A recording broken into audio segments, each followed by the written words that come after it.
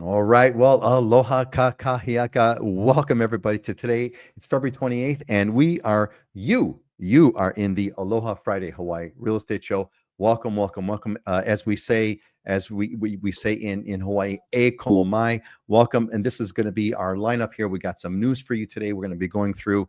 We got market updates. I've got my great friends here with me to talk about their respective markets on the various islands of Hawaii. Of course, we got your questions to cover.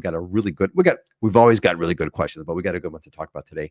And we're going to have some diamonds and deals or some properties that we're going to be showing you that we think are worth looking into, diamonds and deals. And then we're going to close with some great motivational thoughts as we usually do. So right now is our warm up time. We are warming up the internets to get the people online to queue everything up. I got all the systems operational. I think we're good. So let's bring in my friends. We got the three of us today. Heidi is not with us, but she will be with us on the next show. We've got Dylan Nonaka, who is hailing from the Big Island, and we've got Ashley Wasan, who is from the island of Oahu. Welcome, you guys. Great to see you guys. Welcome back to another excellent Friday. Ashley, you were the first one here in the back studio for today, so you get to go first. How's going on? How is Oahu on your side today? Did you survive the VOG? We had some serious VOG yesterday. Anyway, how are you doing, Ashley? We don't have to have me first the whole time. This can be the one grace. Thank you so much. And I was early because I thought it was at 9 a.m. when it started, and I don't know why. Don't tell anyone. Don't say that. Just I mean, I'm just take the super win. organized and timely. I'm always early for everything. I'm like Dylan. Take the win. Take the win. You were I, here. I did not know that was VOG yesterday, so that's good to know. Allergies were rough. They were definitely on point with what VOG is, but it's a beautiful day today. My daughter is hosting. If you are on island on Oahu and you're going to be near Kailua and you have a keiki or a child, we are doing a movie night event at our house, and there's cotton candy and popcorn. It's something her and her little friends have made up so they can raise some money. But the movie is free, and it's going to be wicked on a big screen, backyard, by a pool. It'll be beautiful. So Oh, send me a message if seriously, you're interested in bringing your kids. seriously, I'll message you. Send me a link and I'll put it because maybe the Islander Ohana would want to. Some members of that would want to attend. I know we have one. Anyway, yeah. So send me Definitely. the info. And yeah, that'd be great. Awesome. Cool. Hey, Alex is with us. Great. Welcome back, Alex. Aloha, peeps. Alex, great to see you. Glad that you're here with us. And look, if you've just joined us, let us know, like Alex just did. Let us know that you're here. Let us know where you're from. We'd like to. It's always fun to recognize who's here and who is with us. Dylan, nice shirt. What's the shirt? How's the Big Island today? This is a living hula with the Poi Kini on it. So my wife's favorite flower. If you've ever smelt the Poi Kini, you haven't lived. So go put that on your list of things to do if you're here on the islands. But it's the best lei you can possibly get. And it's an okay, nice day over here. But I don't really like it when people complain about the VOG on the other islands because it is nowhere near what it is in Kona. So Kona's VOG is crazy right now. It's like it really brings back the perspective of when we don't have it, you really have to enjoy it because literally times where you can't even see the mountain, that's right there when the fog is that thick, and it's been bad lately. So it's what we do. It's how we do. I mean, there's been decades and decades of this stuff, so it's always nice when there's breaks in between and we have those clear skies. But right now, it's one of those foggy days. But the flip side is the volcano's going off, and you've probably been seeing this stuff in the media, but it's really somebody was saying, telling me that, oh, I was in town and it was so foggy, and I was like, well, you should go look at the volcano. Like, that's like a once in a lifetime experience, like being here when the volcano is going off and being able to see it from the observation areas is very, very rare lately in the last since like 2018. And so, it's a trade-off, but I mean, you can have that experience, which is huge, because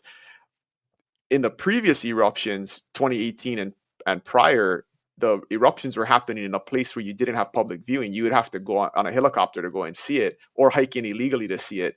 But now you can just drive into Volcanoes National Park. It's right there in the Halemaumau crater. Where else in the world can you see 300 to 600 foot lava fountains from the comfort of your car? A 20-foot walk from your car. It's crazy. Last week, Man, last 2 weeks when we did this show, before we went live, I went to go ask you, How is the volcano and is there any public viewing? And Peter said, hold on, wait for the show. And then we didn't go over it. And my assistant was here from the Philippines, was to see whales or to go and to see the volcano. And I was like, girl, we can't see it. We have to get into a helicopter ride. Like, you have to hike forever. Like, she just flew out yesterday. And if she's watching this, she's going to kill me because that's all she wanted. Literally, she's like, it was the perfect trip the whole month. The only thing I could ask for is seeing the volcano. And I was like, we can't see it. It's not possible. You're crushing me right now. That is a once in a lifetime, people. Go check it out. Yeah, that is. I remember the very first time. Well, first of all, I want to give a quick shout outs. I flipped them on the screen, but I want to kind of call them out here. Judy, welcome, Judy. Judy is one of the leaders now of the Islander Ohana, and welcome, Judy. Good to see you. Thanks for being here with us. As is Susie Q. Susie Q had a great question that we went over at the last show. Welcome back, Sue. Pop your questions if you got some more of them. We're all here. And then Rich is freezing his butt off. Well, actually, it's a balmy in Minnesota, upper 30s. It's like, oh, we're gonna wash our car today because it's nice weather from Minnesota. So, Rich, hope you're enjoying the balmy upper 30s in Minnesota. God bless. And Monica's back. Hey, Monica Martinez. Aloha, beautiful people. Monica from Kailua Kona. Love seeing you all. Love seeing you, Monica. Thanks for being with us. And it is great. Yeah, it's like the man. I remember the first time I saw the volcano, saw the lava flow. It was night, and it just stuck out. And I've never. I mean, that moment struck me, and I saw this orange glow, and it just had this deeply spiritual significance to it, and I was not expecting that. It was really, really cool. Cruise ship. Ashley, tell your friends to go on a cruise ship, because cruise ships, you go, when we went on one a long time ago, they went really, really close, and I guess they can't go that close anymore. But man, it was like lava field like you've never seen before, going into the ocean, and the whole steam. It was really, really crazy. But yeah. All right, it is time to move on. Let's move on. I'm going to hit some news. There's a bunch of stuff kind of going on today, and would love to give you guys feedback on it. So let's kind of hit that. So, hey, gang, I got some great news, man. Every single person is irritated by those ag forms when you're flying into Hawaii, whether you're visiting or whether you're a returning resident. You have to fill out the ag form. By the way, hot tip, you don't have to fill out the flip side of the ag form. You just have to fill out the front side. The back side's a marketing form. You can just kind of skip that altogether. But guess what? Those ag forms are going paperless. So it looks like that finally, this thing has been going on forever, the ag forms, since I've ever come here 40 years ago. And it looks like they're converting those ag forms to electronic forms. So it looks like 8 flights right now are going to have like a beta program. A bunch of flights are going to have it, and you're going to be able to fill this thing out apparently electronically. I'm assuming you're going to go to your mobile phone and do something, and then click and fill the form out, which is really, really great. I think what's interesting about this ag form that everybody hates is here's what's funny. So a state audit in 2017 declared that they provide limited value, if any at all, to Hawaii's biosecurity work. All right. 60% of Hawaii's millions of visitors don't even complete them. And so here's what's interesting, right? And we're like the invasive we're the invasive species capital of the world. So this thing is not working whatsoever at all. And so what are we doing? We're going to keep doing it electronically. Like, if it doesn't work, stop doing it altogether. So I'm glad we're going electronic, but I think it's kind of ridiculous. Anyway. So there was another study that looks like should not come as a surprise to anyone, but I thought it was worth mentioning. The Hawaii's high cost of living is creating a mental health crisis for workers. Residents experiencing food insecurity are more likely to experience depression and have suicidal thoughts, according to new research. And it's kind of like, duh. Yeah, of course it is. And it's a sad thing, but yes, we know. So I hope that we can exercise more care for those who are suffering. Mental illness is not to be taken lightly. It is not taken lightly. One out of here's a crazy statistic for you. 1 out of 4 folks are suffering from mental illness. So that means like when our show, which we normally have like 4 people, normally it's like it's the 4 of us. That means one of us is crazy. And if it's not, and if and here's the other thing, if you're in a group of 4 people and everybody looks normal, you're the crazy one. You're the crazy one. So kind of keep that in mind there. We should do Okay. a vote on who they think is the crazy one. Vote for the crazy one. Who is the crazy one? Yes, that'd be a good one. Vote the crazy off the island. That's a good one. Okay. Oh, that's funny. Okay. Missile alert heart attack. So there was apparently there was a $275,000 lawsuit that was settled, where apparently an individual, I don't know if you folks you know about this, but we had this false missile alert years ago, and it's one of these stories where everybody knew exactly where they were at that moment. We were all given a emergency message saying, incoming missiles. This is not a drill, and everybody kind of freaked out about it. It was an incredible. We should have a show about that all by itself. Apparently, sadly, one guy got a heart attack during that thing, and they sued the state, saying that it was the state's fault that that he caught his heart attack during that missile alert. Now, I sympathize with that. Because I had a heart attack myself, and I can tell you that yes, something caused that heart attack, but what really causes heart attacks is clogged arteries. That's what causes heart attacks. And you have a certain event, something happens. I caught mine when I was playing video games of all things. I should sue the video game people for causing a heart attack. But the reason why I got a heart attack was because I have clogged arteries. Now, why I have clogged arteries, who knows? But anyway, I'm just glad it's all settled. It's $275,000. I hope that they're okay. Poi Protection. Everybody loves, well, not everybody loves Poi, but Poi there is literally practically by definition, there is nothing more Hawaiian than Poi. Poi is pounded taro. It is a uniquely Hawaiian food. Although all the Polynesians eat taro, only the Hawaiians figured out a way to pound the taro into Poi. And so apparently there's a bill going on that are looking to say that anything that is labeled Poi can only be made from locally grown taro. And it's kind of interesting. And then finally, you hear about all these stories about bees, bees dying, bees being wiped out. Well, guess what? It's pretty amazing. Hawaii has this thing where we discover new species. And we discovered apparently a new bee species on Molokai. And so I thought that was kind of interesting. It's an all black, it's distinguished by its all black face, a unique characteristic not seen in any other male bee species on Molokai. So that's the news for today, folks. Let's say a few more folks have kind of given their shout outs over here. We got Alex has got Alex has got the shaka. All right, awesome, fantastic. And we have Marco Capata. Aloha, everyone. Aloha, Marco. Welcome. First time that I see this name. I'm glad that you're here with us. And hey, if you've just joined us, give a shout out. Let us know where you are. Let us know where you're coming from.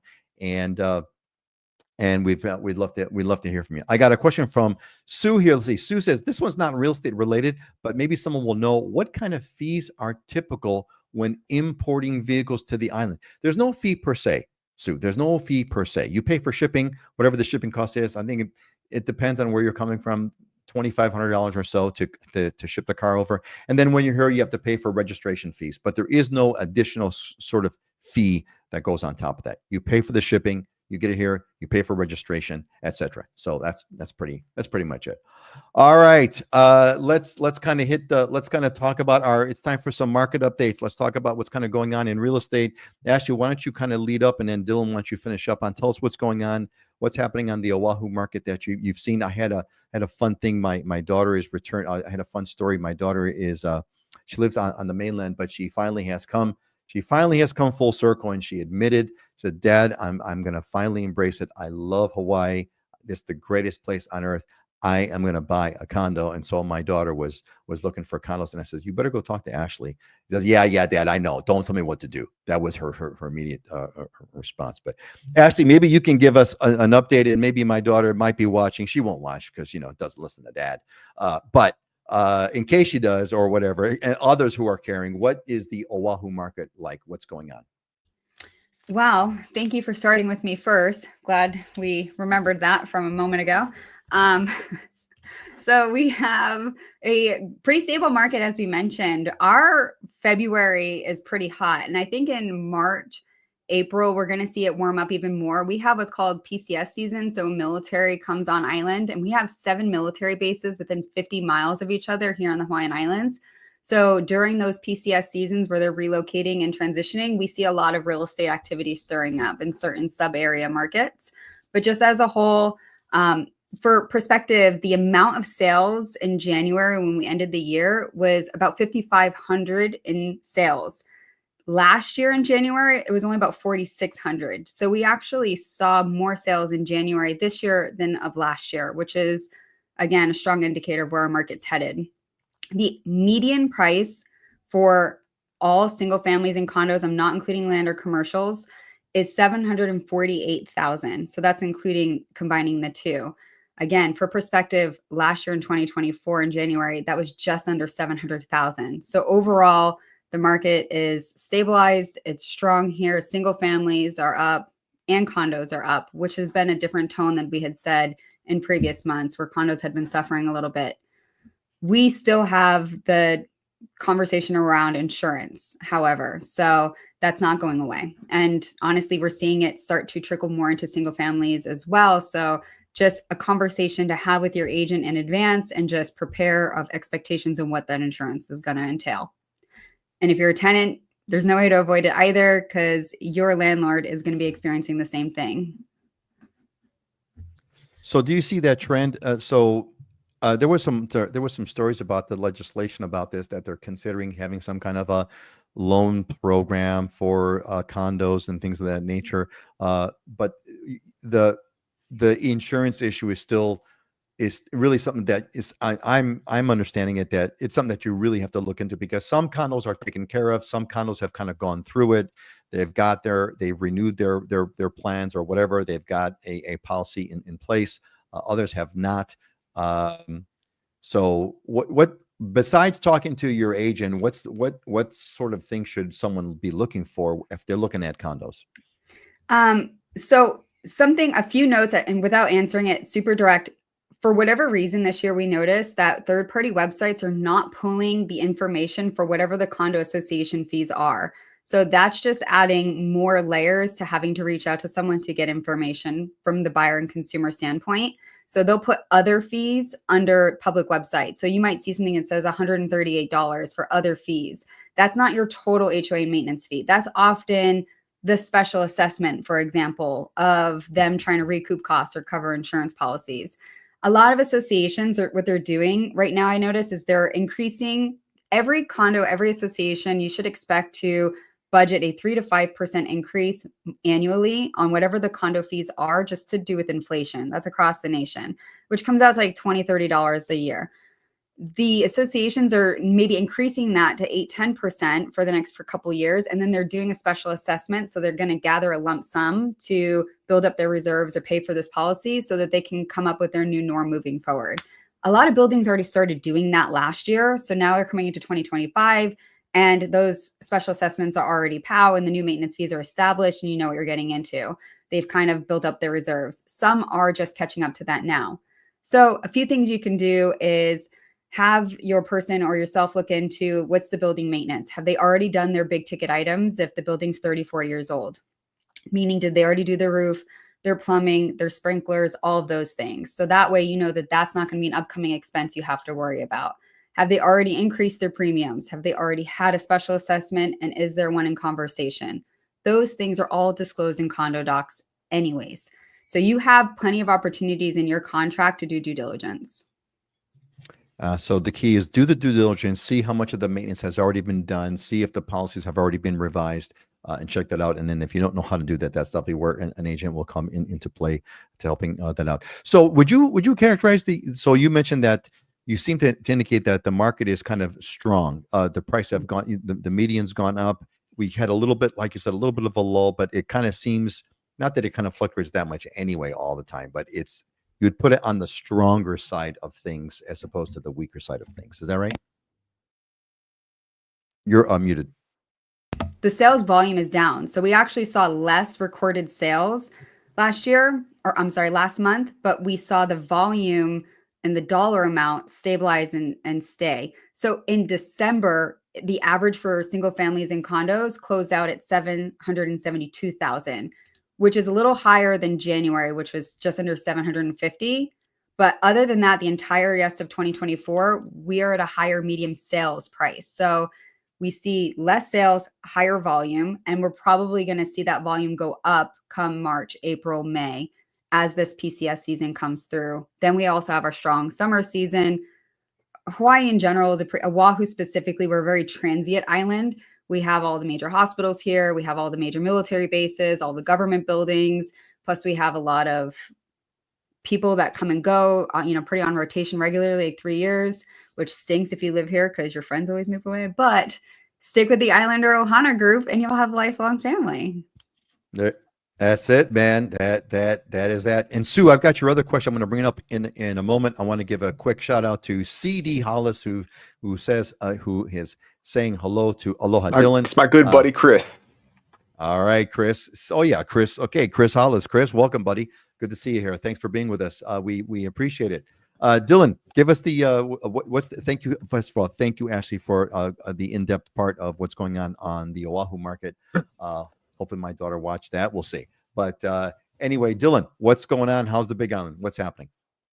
So we don't have final data yet because this is the last day of the month, and usually it takes a few days after the month to get the final data in. But just looking at projections on where we're going, it continues to be slow. So this month, as of today, there's still going to be some closings today that'll be recorded over the next couple of days. There's been 308 closings on the whole island. Compared to there was 343 a year ago, last month. Last month there was 343. So it looks like we're going to end the month probably lower than we did last month, which we talked about last month being a weird month because there was fewer closings, but the dollar volume went up. So the price of the closings that were happening were higher than normal, because normally if you see number of closings go down, the dollar volume of those closings also goes down, but there was a divergence. But then if we look at February from a year ago, there was 392 closings. So it's significantly lower. I mean, we could end up being, 20% fewer closings this February than we had a year ago. So market continues to be kind of slow overall, but just like Ashley was talking about with median price, I mean, median price pretty much across the board for all types of property is up 3 to 5%. So we're not seeing a slowdown, in terms of cost, but we are definitely seeing a lot of listings sitting on the market longer. And that's the biggest consideration, I think, for sellers is you really have to be competitive on price. I mean, we still have sellers that really want to get top dollar and push the envelope and say, well, the last closing was this, so we should go 10,000 higher. And that's really not the market we're in right now. You can still get an almost all-time high price on your home, but you got to price it where it needs to be at and not try and get more than the last couple of closings that are comparable to yours. And then on the flip side for buyers, I mean, it's as low of a competition market that we've seen in a very long time. And so as a buyer, it's a really good time to be in the market because you have more opportunities to negotiate than you did really in a very long time. And there's a lot more inventory available than there has been. So inventory just is creeping up a little bit every month, but we're still seeing an increase in inventory, which is a good thing. We need that because we're still historically very low. But to that, I mean, we can address Susie's question about commissions, because that's definitely something that's happening in the market right now. Is there's some interesting dynamics there, which we could talk about. Yeah. So now? Yeah, sure. Why not? Let's hit it. So Sue's question is, how much in your observation of the buyer's agent fees are typically offering to cover? So this, I'm sure Ashley and I will have all kinds of thoughts on this, right? So we could. I'm sorry. Wait. I need to write, because Susie, she gave me a correction. The question is, how much in your observation of the buyer's agent fees are sellers typically offering to cover? So how much of the buyer's agent fees are sellers offering to cover? And this is the whole kind of controversy, but go ahead, Dylan. Start it out. I know what she meant. So I think the first thing here is there's some diverging philosophy on this, right? In terms of how you're going to be advised by a real estate agent. This is my personal opinion on this, and this is what I'm advising our clients to do, is to not offer a buyer's agent commission. Just say it's negotiable. Don't set a rate. say we'll evaluate offers when we get them, and if a buyer is asking for a contribution towards their commission, we will take that into account in the overall offer and all the other terms that are in it, and what makes sense to us, from a net standpoint, we can do. So I think it's not in a seller's best interest to set a commission rate and say we're offering 3% or 2.5% or 2% or whatever you want to offer, because what you pay towards a buyer's commission as a seller is highly dependent on that buyer's abilities. So we are getting, investor buyer clients who say, you know what, we're not going to ask for the seller to do anything on commissions. We'll take care of you, no problem. We'll pay your commissions, but we want to get the lowest possible price and the best possible terms. And so they'll negotiate and take commissions off the table. And if you're a seller and you preset that and you advertise that you're going to give X amount as a buyer's agent commission, that same client is savvy and they're going to say, you know what, we'll accept that contribution and we're still going to negotiate the best possible terms. And so as a seller, you're putting yourself into a position where you're giving away money you didn't have to give away, depending on the buyer's situation. And a buyer's agent commission is highly dependent upon what they negotiate with the real estate agent. So we as agents now have to enter into an agreement with buyers, and we come to an agreement on what our services are going to cost that buyer. In most cases, we're negotiating that cost into the offer, and the seller is contributing all or most of it so towards on the buyer's behalf, so they don't have to come out of pocket. But again, if you are a discount, maybe limited service buyer's agent, and you only work for 1%, that's all you're going to ask for when it comes time to negotiate with a seller. And if you're a seller offering more than 1%, you're giving away money that was unnecessary. So you really want to take some good advice on this and come up with a strategy that works. All in all, there's some national studies that I got the numbers up right here. When the settlement was announced, when this change was first announced, buyer agent commissions on average were 2.62%. When the changes were implemented, the commissions were 2.59%. I mean, so 0.3% change, not anything significant. And as of today, it's about still 2.6%. So that's what really this whole lawsuit, this new settlement, all of this stuff really hasn't changed the end outcomes on what buyers agents are paying, or buyers agents are receiving in terms of commissions. So there's a lot to it, but as a seller, if you're looking to sell your home, I would make sure I'm working with an agent who understands this deeply, understands the negotiation of it, and don't give away your position. Don't show your cards before it's time. It's necessary. So before we get actually stake, I just wanted to kind of, for my own sake and sanity as the layman here, as the non-agent here, that this is in a response to what's happening with the recent. There was a recent court case or something like that, where basically it used to be where if you were selling the house, you would automatically assume that 6% was going to go to commissions, 3% of the commission would go to the seller, the seller's agent, your agent. 3% would go to the buyer, to the buyer's agent. That was typically the thing, and kind of no one ever questioned it, and that was like a standard thing. And maybe you can negotiate here around the edges, but that was pretty much it. And now that has been broken apart, right? It's broken apart where you don't automatically do the 6%. You have to negotiate that. And what Dylan is saying is basically, as a seller, pay the 3% commission, but don't automatically say you're going to pay the other 3% for the buyer. Let that come out in the negotiation process, right? That's what you're basically saying. And if you do that, you're going to probably end up spending the 3% anyway, probably, because the national averages are showing that's pretty much about the same, 2.5, 6%. But it's just there's no need to, don't give away the money unless you need to do it. That's basically what the long and the short is. So I just wanted to summarize that. Ashley, what's your take on Sue's question, on Dylan's perspective? How are you dealing with all of this? To be honest, I always forget that things changed. Like, it feels no different. It just feels like how it should have been from the very beginning. I'm heavy on the listing side, so I have 12 listings personally myself right now, and every single one of the sellers has. They are telling me that they want to offer 2.5 to 3% commission to the other side. And like Dylan said, in our listing contracts, we have a puka now that you specify whether or not they want to give a certain amount of credit to the buyer or to the agent. Or the third option is that they do not determine that amount in advance. So everyone just selects that option. And I said, well, just see how the offers come in and how they work out. If it's not moving, they want to offer more and they want me to use the compensation as a marketing tool to try to bring in buyers and bring in agents' attention to bring in buyers.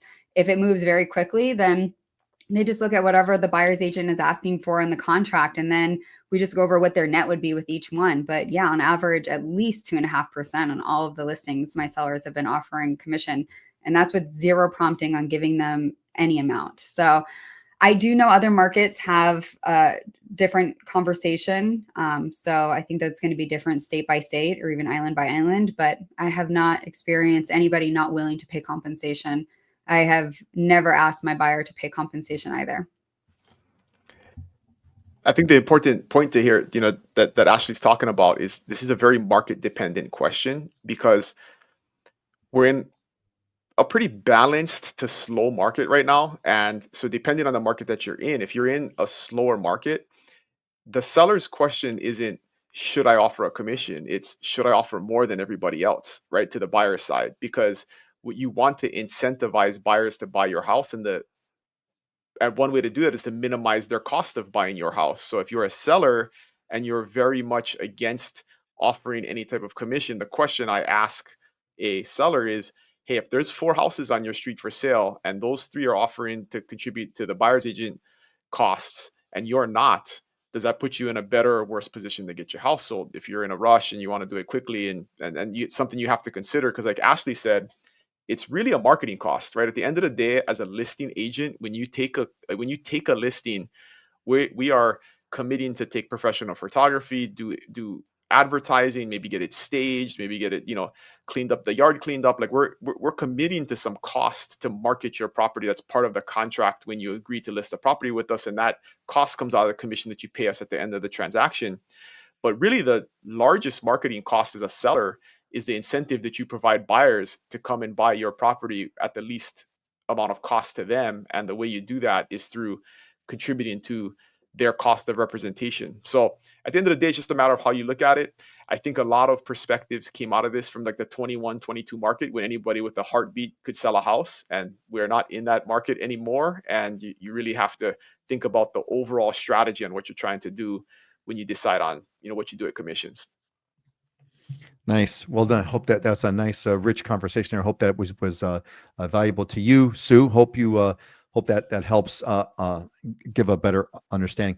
I think it's going to be interesting. There's, obviously this thing has just started, and the percentages show not much changes. And Ashley, as you mentioned, it's like it's built in. But I'm going to be interested to see how the first organization that takes a different twist at this, and how do they, if they can make it work in an interesting and innovative way. That's going to be coming from someone. Yeah, Ashley. There's always been discount brokers. To Dylan's point, compensation has always been incentive. It's always been marketing tool to incentivize buyers and agents. So agents have so much inventory. Like right now we have record high inventory at the moment, and there's so many options to sift through. And as you're going through all of these options, what captures your interest? It's like any good marketing, right? Like the squeaky wheel gets the grease. Who had the most memorable open house? Who's offering the most compensation? It's like you just come top of mind. And that's always been the case. And so when you have discount brokerages, like their photography, they don't have the budget to put in good photography on the house. They don't have the manpower or the hours of the desire to answer the phones regularly or spend a lot of detail on selling the home. They're not sharpening their skills because they don't need to. They're not being paid to sharpen their skills. They're being paid to put something online. So those have always existed, and they have not done so well. The properties that have been listed with them, their days on market. I had my assistant run numbers. They're often 3 to 4 times the amount of days on market, which costs the homeowner X amount of dollars, because the longer things are on market, usually the less they get net in the long run. So, I would say, if you are going to be working with a buyer's agent, understand what the buyer contract is that you're signing. You could be committing to that agent for a certain period of time for just the property that's specific and for certain dollar amounts. So understand that agreement that you're signing when you enter into an agreement with an agent. And do you trust them? And will they alter that agreement should the selling agent not offer the amount that's in the listing contract? So that's just a little note for buyer beware. Great tips. Excellent. Great conversation, guys. It's great. It's really a blessing that you're both here and able to share these things. Speaking of blessings, we have a few folks have chimed in over here, and Jackie Mead Hansen is here with us. Aloha. Jackie is one of the founding members, I would say, a founding member, one of the first members of the Islander Ohana, and Jackie is living the dream on Oahu. Jackie, so glad that you're here with us. Jackie, if you have any questions, you've got the experts right here. Ashley on Oahu. If there's anything you'd like to know, definitely make sure you chime in. And Misty, my favorite Big Island agent. What? Okay, sorry, Dylan. Dylan, I'm sorry because Dylan's. I would agree with you. I would agree with you. I will not disagree. There you go. Thanks. So Misty, Miss Aloha is what I characterize Misty as. She brings when she's on the show. She brings a great sense of aloha and the Hawaiian spirit. So thanks, Misty. Good morning, beautiful ones. Good morning to you too. Great that you're here. Are you in Vegas? Hopefully, if you're not here, hopefully, I hope that you're in Vegas. She's literally teaching a hula class right now. She just was in our office. Awesome. I saw her this morning, and she was off to teach a hula class, and then coming back this afternoon for some meetings. So living the dream. Living the dream, man. Hula. You know, my oldest daughter was in a hula halau for a while, and I have such great memories about that. I had we used to go to Waikiki. Talk about the coolest thing in the world. She used to perform with her halau on Waikiki Beach at sunset. And there is just nothing cooler in the whole world than going to Waikiki Beach at sunset. And they had the stage over there and having the halau of all the girls, doing their thing. And that was just like great memories about that. So yeah, Misty, how you guys are too awesome. Heading to hula and then real estate. There you go. That's it. You confirmation. Sue's happy. Great. Sue, I'm glad. That's what we're all here for. So great job, everyone. Thank you all so much. All right, station break. Let's do this. Hey, look, how did you get here? Did you catch the newsletter? If you're here because you got the email newsletter that you opened and it gave you the link to the show, you're good. If you didn't get the newsletter, the Living in Hawaii newsletter comes out every Wednesday. If you didn't get it, get it. Go to livinginhawaii.com. A box will pop up. You put in your email address and you're getting in. Of course, you can unsubscribe at any time. If you want to be a part of that, you get show invitations. You get content that we have all the time. We have great articles that are being written. We have beautiful photos that come out. It's so cool. It's so simple, and you can't beat it. So be a part of that. All right, great. Okay. So there was a question. Okay. Oh, one thing I should mention this. It says, okay, it's time for Q&A. So the most important questions, like Sue just gave hers, the most important questions that we're going to handle are yours, you that are here live with us. Your questions get to the top of the stack. So if you have anything you'd like to know, this is an Ask Us Anything show. You can ask us anything. Pop it in the comments. I'll throw it on the screen and we'll take a look at it. So please send us your questions. We got a bunch that people have submitted, and we're actually going to go into what I call the big question right now. So the big question that got submitted that I want to talk about is furnishing. So, I tell people, if you're going to come to Hawaii, just leave everything. Just come with like a backpack if you can do it, right? If you can do it on a backpack, do it on a backpack, because all the things that you think you're going to need, you're really not going to need. However, when you do get here, you do need to have some kind of furnishing, right? And it could be really expensive. And so there's a variety of ways to kind of furnish the house. I want to hear kind of what you guys did. I'll share what I did. But how would you tell if someone wanted to say, look, I need to get, a couch, bed, dresser, whatever. What would you give as your advice to make it affordable? Ashley, let's start with you. What did you do, Ashley? You've got a great rags to riches story. How did what did you do to or what do you do? Because you're working with houses, you got rentals, you do all kinds of stuff. What do you do to get affordable furnishings? We ask and we don't judge. Okay. I was young, so this is totally acceptable. But I would get furniture off of Craigslist. Now you can do that on Facebook and sometimes the side of the road. And I would clean it really good. And I slowly but surely over time, I would go to estate sales or I would find like one particular piece that would mean something to me. And then I would build some furniture and I would just start slowly acquiring over the years. But I did do a lot of free 99 options, of course. Used mattresses was not below me. Now I could never imagine that in my entire life. But when I was basically homeless and living here, it was what I had. So don't be ashamed to do what you got to do. Or split a container. Nowadays, you can just split a container with somebody. There's forums and there's Facebook groups, and it's so different. Back then, there wasn't like any huge forums to communicate with people. And there wasn't the Island or Ohana groups. So now you can, hooey up with people and get all brand new stuff at IKEA and ship it over if you want to.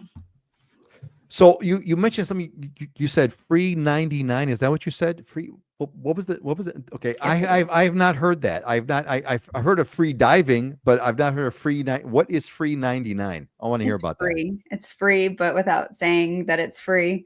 So I coined the term. I think I'm going to put it in the dictionary. I think it's a solid term. Hey, look, man, you got to do what you got to do. And you said, don't be ashamed. Build some furniture, find something, look, my younger daughter to this day still brings in stuff off the side of the road. Said, Dad, look, I found this great lamp. I was driving around and someone had this lamp that they put outside. It's like, it looks great. I'm going to use it. Like, oh, okay. That's now thrifting is cool. So you have to understand, I'm a millennial, and millennial had curated the perfect image. So in the millennial era, everything's was like millennial gray, and it was about having perfect pictures and images. Now the generation is more chaotic and colorful and thrifting and antiquing and saving, and that wasn't my time. So now it's cool, and now there's like entire YouTube pages dedicated on how to thrift and be thrifty. Back then it was really dirty and not cute. But my house now has nice, large pieces of furniture. This desk behind here was built. If you guys ever read the book, Who Moved My Cheese? It's a quick little 40-minute read, and it's a great book. He had a house on the North Shore, and he hired my other half to build him custom bookshelves. And this was the leftover wood from his custom bookshelf room office. And I stained it blue because I had bad taste back then. It was a while ago, but everything else is really nice in the rest of the house. Quite curated these days. That is Spencer Johnson, isn't it? What was the guy's name? Yeah, that's you. So you must know the book. I don't have it. Spencer Johnson. Yeah, that was a life-changing book. That actually, I actually read two of his books. The other one I read, which was also life-changing, was the 1 Minute Salesperson. That was an incredible. Yeah. All right, there you go. That's a collector's item, man. That's got some history to it. That is Spencer Johnson's bookshelf. That's kind of cool. All right, thanks for that, Dylan. What do you guys do? What have you done? What do you do? Oh, wait. Monica's got I want to say Monica put a tip in. Thanks, Monica. Yeah. By the way, folks, I please, like Monica, if you got some tips, pop it in the comments. We want to hear it. So Monica says, we bought furniture sets from Costco and are very happy with the quality. You can't go wrong with Costco. We left all the furniture in California. We saved so much money in shipping costs. Exactly. For what it costs to ship it, unless like you're with Ashley and you're going to get together with a bunch of people and split a container, it's so much better. And the other part is you don't need the furniture. You typically are not going to need the furniture you have on the mainland. You're not going to need all that furniture in Hawaii. It's a different situation. So furniture set from Costco. Good tip. Dylan, what about you guys? Monica stole my thunder. I was going to give you a one word answer. Costco. It. I mean, like, you can go to furniture store. It depends on your taste, definitely, and I think Ashley and I probably have different tastes, but if you just want simple, quality stuff that is, they'll deliver it to your door, and that's one of the big things for me is convenience. And you can order it from Costco. It can take a few weeks because they're gonna have to put it on the next container that comes out here, but a lot of times the shipping is free. And we've ordered 2 massive couches from Costco. We've ordered the entire kitchen or bathroom vanity, when we did a remodel, the whole vanity comes, the sink, the countertops, everything, one piece, and they just ship it to your door. The guys bring it in your house for you. So I think from a cost and simplicity standpoint, Costco is probably your best bet. But we also have tons of very cool, smaller, local type furniture stores where you can get, teak furniture and koa furniture. And I mean, if you're looking for higher end, nicer custom stuff, it's definitely available. But yeah, for the most part, I think the house that you had in the mainland could be very different than that you have here, and bringing all your stuff with you. In most cases, it seems like people bring too much stuff, just like you said, Peter. So, I think I wouldn't worry too much about that. And definitely, like Ashley said, if you just put on Facebook Marketplace, like, hey, anybody got furniture, I'll come pick it up from your house. They usually give it to you for free just to get rid of it, so they don't got to deal with the disposal or, trying to sell it. It's usually more of a hassle to try and sell something just to give something away. So I've definitely, in my younger days, I mean, most of the furniture in our house was hand-me-downs from somebody, family friend or a friend that was moving or whatever. So yeah, it just depends on what stage of life you're in. But yeah, spending a ton of money shipping furniture here, not necessarily a good idea. Not necessarily a good idea. And as Monica was saying, hey, the delivery folks assembled our bedroom set as well, very friendly and helpful, which is pretty amazing. Alex, all my living room furniture and kitchen table was donated when I got divorced. I didn't take anything, and I'm happy with it. Yeah, exactly. This is great feedback, gang. Jackie, yard sales and moving sales. That's it right there, man. Yard sales and moving sales. Facebook pages. I came with nothing and have slowly furnished my place. Costco's a win for beds. NEX for military people. That's it right there. I mean, you've got and here's a hack for military folks too that have NEX privileges. Is we don't have one here on the Big Island, where there's a little shopette on the east side of the island, and you can actually buy anything online from the NEX, and they'll ship it to the shopette for free, and you just got to pick it up from there. So that's another, if you have that military benefit, it's another little hack where you can access the stuff that's available there and save some cost on shipping. Military hacks, man. Military hacks. Excellent. Sue wants to know if Costco will deliver it to the Hilo side. Dylan, do you have any sense about that? As far as I know, yeah. I mean, it's delivery anywhere. They just, ship everything in through the containers to the main store, and then they deliver from there. Man, there you go, man. That is a winner. That is a winner. Hey, and speaking of winners, Uncle Jim is back. Uncle Jim, aloha, everyone. Better late than never. Absolutely, Jim. Welcome back. Hope things are good with you in New York. Give us the thing of what's the weather like? How are things coming along? Let us know how you are, because it's always good to have you with us. Excellent. I think I got everybody's feedback, but I got a question from Marco here. Oh, Michael. Hey, Michael's back. Michael, welcome back, buddy. Aloha from San Diego. Good to see you, man. Thanks for joining us. Always good to have you here. Let's do this. Marco here. Marco, I'm gonna feed the question. I'm gonna have these guys think about it, and then we're gonna come back because we have a couple things that we have to cover, and we'll come back if we have some time on which part of the Big Island has the most beautiful beaches. Unless, Dylan, you want to give us like a really, really fast answer, and then we have more time. We'll expand it later. Dylan, where would you go? Beauty is in the eye of the beholder, so it depends on what you're looking for. I mean, there's, black sand beaches. So where do you go, Dylan? How about you? Where would you go? The easy answer is the west side. The west side is the younger side of the island. There are more sandy beaches on the west side. The northwest side of the island, the east side, is a lot more rocky, but there's some beautiful places on the east side too. So it depends on what you're looking for in a beach. You're looking for surfing, sand, what are you looking for? So fishing, there's all kinds of different. So give me a specific, Bill. If I said, okay, you guys got, you and the family, Monica and the boys, you're all going to go to one beach today, right now after the show, which one beach would that be? Probably go to Pebble Beach, or we have access to a private shoreline that has a private black sand beach on it. So one of those. It's down south Kona. All right. So Pebble Beach. So Pebble Beach is publicly accessible. Yes. All right. There you go, Marco. Pebble Beach. Go to Pebble Beach or the west side. All right. Let's move on. Let's do it is time for Diamonds and Deals. So let's kind of hit that. We got some properties that our friends have prepared for us that we want to have a look at. Some are diamonds, some are deals, some are both. Let's start with this one right over here in Waianae. Ashley, what are we looking at here? So this is a new listing that we just got. 3-bedroom, 2-bathroom. It was completely done on the inside except for the kitchen cabinets, and it has central AC, which is so uncommon for the west side. If you are not a part of association or a part of a CPR. So this is just a freestanding single family home. Downstairs below, there's like a sink and a bar top for hanging out, and there's a foos table, fenced yard, landscaped. It's right across the beach. So you can see in the bottom right photo, you have a couple of these coves. And then even further down on the other side of this cove is a long stretch of sandy beach. So it's a nice location. No neighbors off to the side. It's vacant land. And then you have this condo complex in the front of you. So you don't have unwanted beach goers there.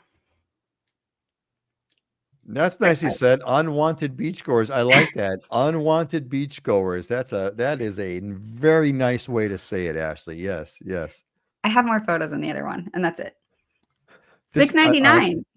I was gonna say What a deal. $6.99 What a for deal. that is a deal. Double wall construction, recessed lighting, central AC, and then there's 2 bathrooms, and one of the bathrooms has like 2 dual shower heads, and you have ocean views from every room on the right side of the house. You have like plumeria trees and like just great mountain views from the back of the home when you're washing dishes. That whole Waianae mountain range in that background is like picturesque in the back of the house. It's actually an insane property and killer deal. And it's got this private yard street too with 3 other homeowners. So you can actually close the gate to this big driveway if you have keiki, and everyone would close it off so all the kids can just play safely.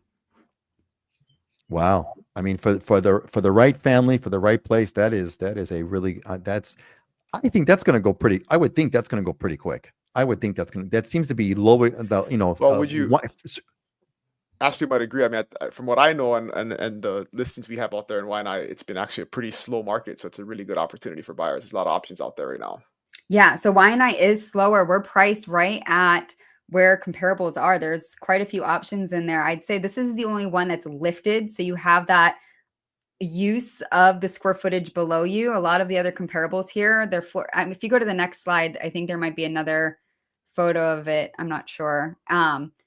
No, but you can kind of see the location of that beach that's over by Makaha. So you have good surf on that second slide. And you have all that space down there. So you can park 2-3 cars pretty easy.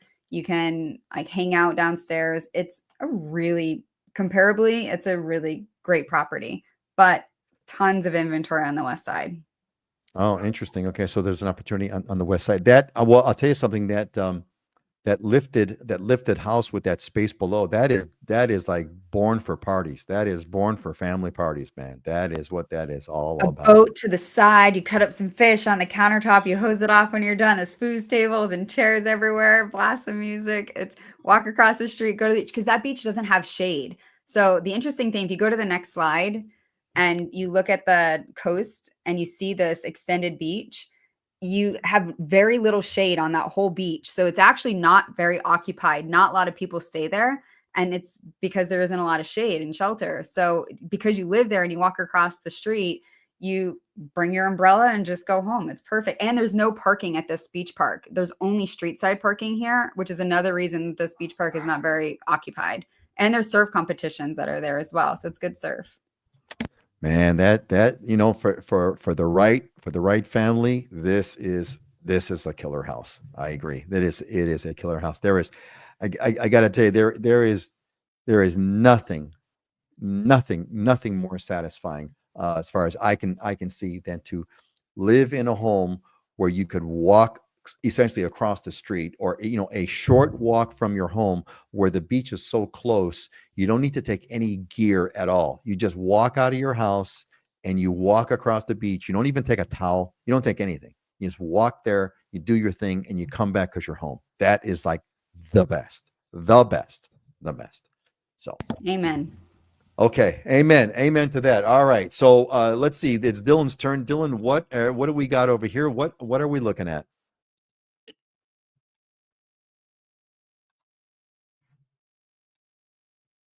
Dylan, did Dylan freeze? Ooh, he froze. Did he freeze? Yes, he did freeze. Okay, he's going to come back. He is going to come back. So while we're going to do that, we're going to shift right now and let's talk about. Actually, let me do this. Is he back?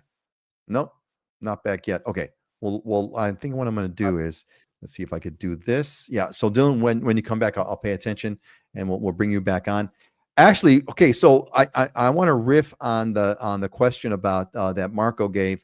He said, which part of the Big Island has the most beautiful beaches? Let's not worry about the Big Island. Let's talk about most. Let's talk about beautiful beaches on Oahu. Hold on a second. I think we have a technical. Am I back? Can you hear me? I can hear you. Okay, there we go. He's back. Okay, Waimanalo. are you back now? Waimanalo. Okay, Waimanalo. I was just going to ask actually about the most beautiful beach. Waimanalo. Yeah, okay. Hey, Makapu'u is my favorite place on earth, so I'm with you, man. All right, Dylan, your turn. What are we looking at over here? Yeah, so this is a 5-bedroom, 5-bath in Kona Harbor View. This is right above Costco, by the way, so very close to Costco for that delivery. But super cool house. Got 3 separate living areas, so it's in an older neighborhood. But if you wanted to do house hacking or you had extended family, you got really 3 separate living areas to utilize. Got that cool deck on the top there, that open air deck that you can overlook the coastline. I mean, it's just a good. I mean, $1 million. It's $1 million, but I mean, if you think about getting 3 separate houses for $1 million, it's probably pretty affordable in the grand scheme of things. And so this is definitely a diamond in the rough here. And internally, you can see the photos. I mean, it's in totally livable, great shape. It's not super updated and modern, but just a good opportunity for someone who needs that extra space or wants to have some rentals on their property.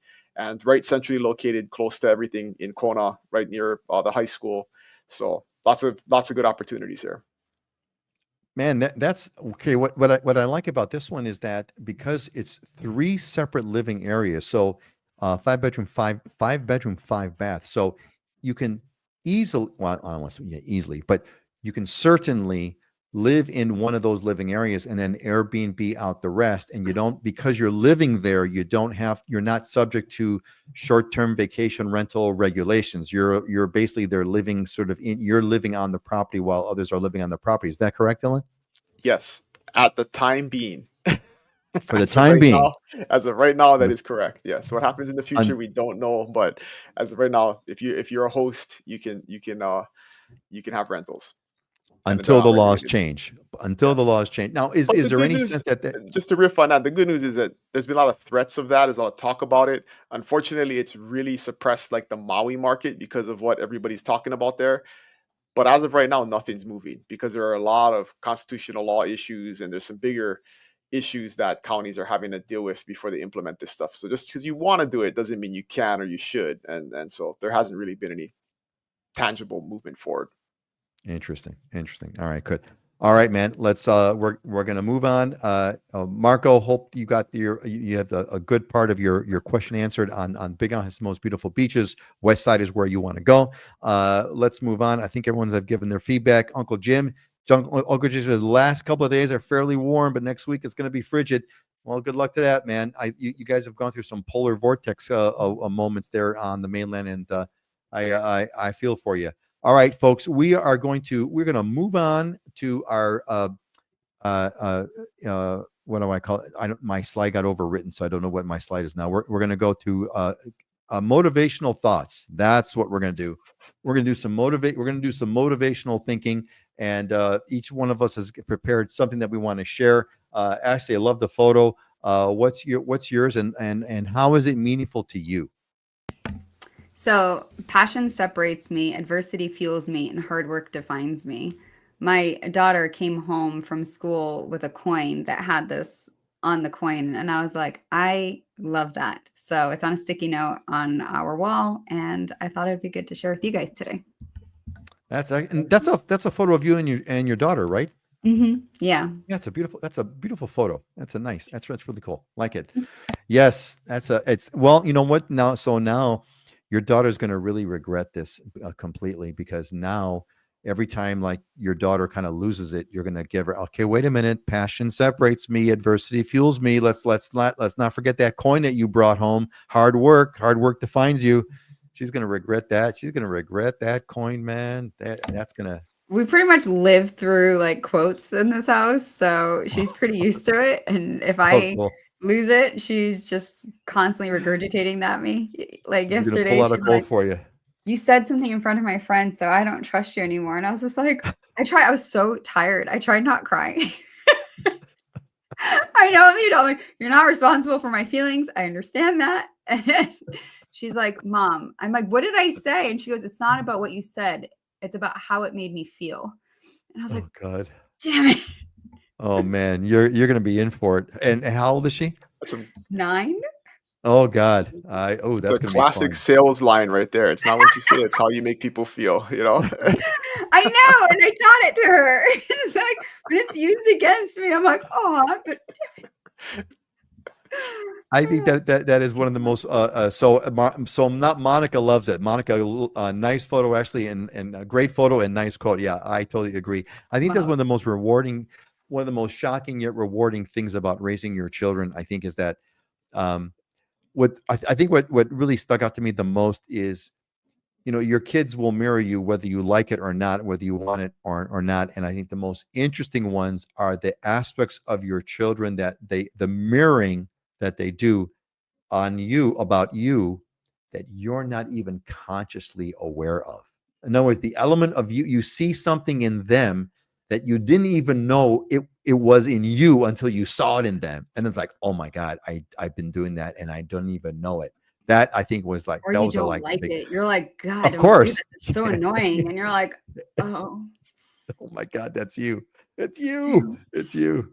Excellent. So funny. So funny. Dylan, what's yours and what does it mean to you? So what inspired this was, you know, we had our first Islander Ohana hike here on the Big Island this past weekend, and unfortunately, I was gone. I was in the mainland, so I didn't get to participate. But the girls that did, one of their takeaways was they said, "Hey, there was this like, you know, guy. He must have been in his 60s or his 70s, and he was running up and down the Kavaloa Trail, and like it's hard enough just going down and back up one time as a normal person, and this guy like lapped them like 3 times as they did their route going down and back, and they were just so impressed by that, and but it's just a reminder, right? If you're willing to do the things that most are not willing to do, the time will come when you can do the things that most are unable to do, and it's just a good reminder that in the beginning, you know, sometimes taking on the hard task or doing the thing that seems unreasonable and most are not willing to do those things are going to lead to a time when it seems like it's just impossible to do those things, but it's just because you were willing to do the uncomfortable thing first. So I always remind myself of that. I always remind our business partners of that, is if you want what you know, most don't have, you got to do what most won't do, and this is another good way to put that. That's it, man. That is well said. That is a remarkable thing, yeah, on so many different things, but a remarkable element of the human spirit is how we can push ourselves to some insane degrees, right? So, like as you're mentioning, you know, the women are going up the trail, and I don't know about you, but you know, there's a trail that I go up with my friend, and you know, I'm huffing and puffing up that thing, right? And we go every week, and I'm huffing and puffing up that thing, and yet you see other people that are just running up and down like it's water, just like it's like just like taking out the garbage, right? And that's just such an amazing element. It's an amazing reflection of the But, human spirit. you know, moving to Hawaii is probably a good example of this. So many have experienced, right? It's like you're willing to do the thing, move here, struggle, figure it out, you know, make a living here, and then 20 years later people are unable to do that, and it looks like, you know, you made it look so easy and you're so lucky and all this stuff, but they don't see what it took to get to that point when you're actually making it. So It's like an iceberg, man. It's like an iceberg. You just see the top. You have no idea. You have no idea what is below that iceberg. Well said. Thanks, Dylan. All right, cool. And I'm gonna round this up with of course my proverb traditional. I thought this one was really interesting. He who is slow to anger is better than the mighty, and he who rules his spirit than he who takes a city. And now what's so amazing is you use Chat GPT to kind of tell me what the hell does this really mean, right? And it's great. It says the verse emphasizes value of patience and self-discipline over brute strength or external achievements. It suggests that true strength lies in mastering oneself, remaining calm and composed rather than in conquering others or achieving victories through force. Essentially, it praises inner peace and restraint as more commendable than outward displays of power. That is what it is saying, which is really, really cool, right? Slow to anger, you're greater than the mighty. And if you rule your spirit, you're stronger than someone who takes an entire city. So think about that one for the coming weekend and for the next 2 weeks, because we're going to see you folks in 2 weeks. All right, man. Folks, it was a great show. Thank you, Ashley, for being here again today, and Dylan, great always to have you here, buddy, and everybody who participated. Love you all. You all were great. Thanks for being here. Let's say goodbye. Let's do a clockwise, Dylan, then Ashley. Say goodbye. Have an awesome weekend, everybody. Aloha. Aloha Friday, everyone. Aloha Friday, one. Take care. See you all in 2 weeks. Take care. Aloha.